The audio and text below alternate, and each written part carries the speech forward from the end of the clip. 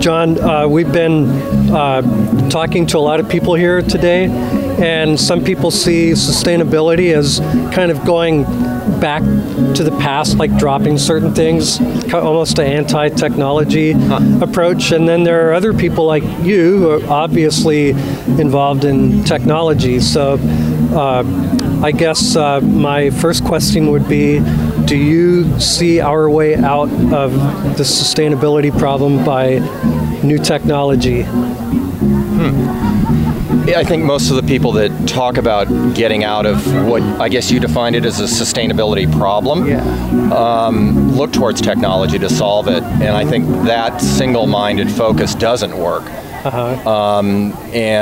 Actually, this isn't new technology. What I'm selling's same thing, a 30-year-old technology for, photovoltaic effect anyways, and solar panels. But I don't know if, in terms of sustainability, whether we need technology or don't need technology. It's a personal choice. You can be sustainable with it or without it. And I don't think it's, for the people that want technology in their lives, they see it as the way out. For people who don't really want, it isn't important to them, technology, they don't need it. Right. So why have it? Right. So I think they're both right. Yeah. So it sounds like what you're really saying is a person's comfort level and what they're willing to either give up or keep somehow in a way that is sustainable, at least in their mind, is the key. I guess I identify with sustainability as an ideology a little bit, so I don't know if it so much has to do with the aspect. There's an aspect of what you're saying that's a little like the hair shirt, religious aesthetics in whatever century, 14th century, used to dip their shirts and, whatever it was, tar, I think, and then put a bunch of hair on it and it felt terrible to wear. I mean, there's an aspect, I'm picking up an aspect of that sense, and I think the folks that don't want the technology just thrive on the beauty of a certain kind of simplicity. And the folks that want to have TV sets and whatever it is in their lives are just a different group of people. And in some ways the folks that want all the sort of accoutrements of this society we live in are the ones that probably need the most technology that's the most appropriate. And I guess we probably do a better job of helping them because they're lost without this stuff than folks that kind of want to be in a home they built themselves with local resources, growing their own food, and riding a bike instead of driving a car around.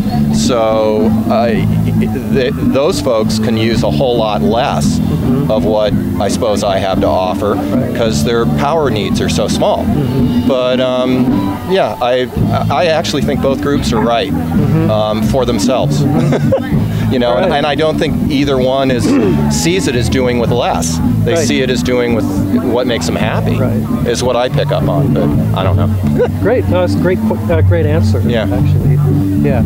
So if there's one thing that our country can do to move forward technologically and quick enough to make a difference on, say, the energy question, what do you think it would be? I don't know that I could single out one thing. I could probably pick up on a group of things. Right now, last year I felt like we were transitioning. I think actually we've arrived, and this is after 25 years of doing this. Rainshadow is the oldest solar electric business in Washington State, and so I've been working with people for an incredibly long time, and I've never said it before, and I think we've made the transition to where it is actually financially appropriate to do this, and that really has a huge impact on, heretofore it's been more expensive to go this way. Now, if you talked to me 1 year ago, which I think somebody did from this group that's interviewing, I would have said it was maybe 12 years for a residence and 7 years or 5 years for a business to see a payback. That's moved. It's now looking like 7 years for a residential payback, and it's on the order of 5 years or 4 years even for a business payback on the larger systems. Right. Like we quoted a system, or working on a quote for a huge system in Friday Harbor for one of the businesses there. It's 40 kilowatts, and I know that's maybe 10 average homes size system for this business. And the price got down to an unbelievable $4.60 a watt to install.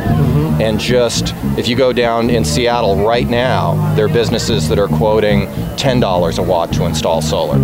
And I mean, the difference between 460 and 10 is unbelievable. Right. So we're really in a period where things have tipped, and it's moving very fast. There's a state incentive for community solar. There's a state incentive for individual producers. There's federal subsidies, and all of these things have come together at the same time that solar panel prices have just radically changed. And it's pretty amazing. Great. I guess that's it. Okay. Okay. Thanks.